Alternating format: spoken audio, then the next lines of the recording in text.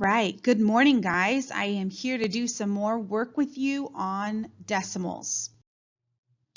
Today's lesson will just be one page, 11.4, and this is going to be comparing our fractions and our decimals. They're very, very similar, but it's important that we understand their relationship. So once again, we have our place values after this decimal point.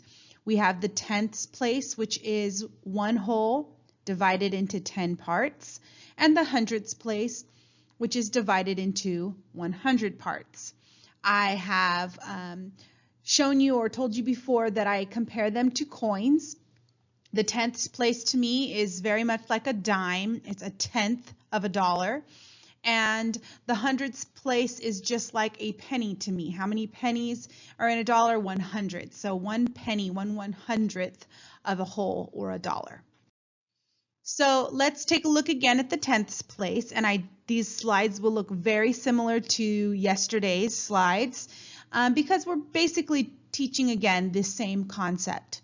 The tenths place is divided into 10. It's 1 out of 10, and a fraction will have the number 10 on the bottom number because we're again dividing into tenths. When I have 7 tenths, or 0.7, as we would call it in decimals, it is shown like this with 7 out of the 10 shaded, and our fraction is 7 tenths. Let's do this again. We have 0.3. A 3 is in the tenths place. We would write it 0.3. Again, the 3 is still in the tenths place. We shade 3 out of the 10, 3 tenths, and our fraction is, you've got it, 3 tenths. One thing that I want you guys to notice, and this might be a hint that will help you, look here, you have 1 0 in the number 10. And so if you think 1, you can also think there's 1 place value after the decimal. You've got 1 number after that decimal, and that represents the tenths. So the number 10 has only 1 0, and you will be 1 0 away, or 1 place value, away from the decimal. Okay, let's take a look at the hundredths. Again, as a review, it's divided into 100 parts. I compare it to a penny. I have my model here of 100 squares, and our fraction is going to be out of 100. 100 will be the bottom number of our fraction when we're dealing with hundredths.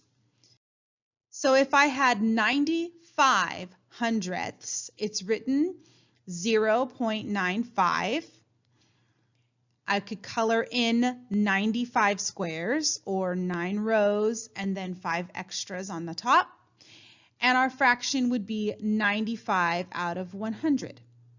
Then we go to that tricky one that I told you guys about yesterday, and that is 7 hundredths. And in order to get the 7 there in the correct place, we need this 0 to hold our place, because the hundredths needs to be 2 place values away from the decimal. You've got 2 digits there when you're dealing with the hundredths place. So it's written 0.07. That kicks that 7 over into the correct place.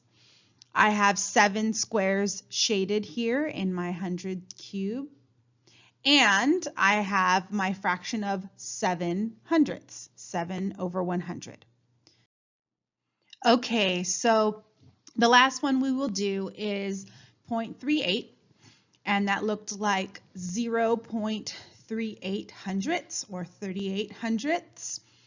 I have filled in 38 of the squares of 100, and our fraction is 38 100ths.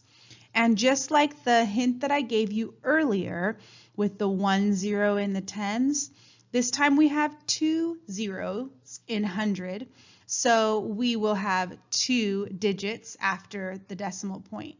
So you've got 2 zeros in the 100 and 2 digits after the place value. It kind of grows like that. It makes sense to me that way.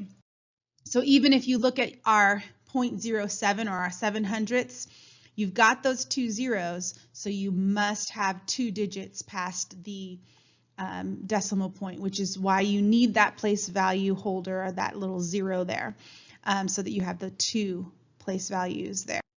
Okay, let's look at them side by side. We've got the tenths there first in 0.7, and you can see 0.7, 0.7, and 7 tenths. And then next you have 75 hundredths, so it's 0.75, 0.75, and 75 hundredths. Then we have our special case that'll fly in here. We have 5 hundredths, okay? It's 0.05, 0.05 hundredths, and 5 over 100 for our fraction. So hopefully this gives you a little bit clearer view of how decimals get converted into fractions and the relationship between that tenths and hundredths place. So good luck on your page today. Please let me know if you have any questions when I see you on Zoom, or hit me up, email me, or message me, and I can come on to Zoom between the hours of 1 and 3 today. All right, thanks.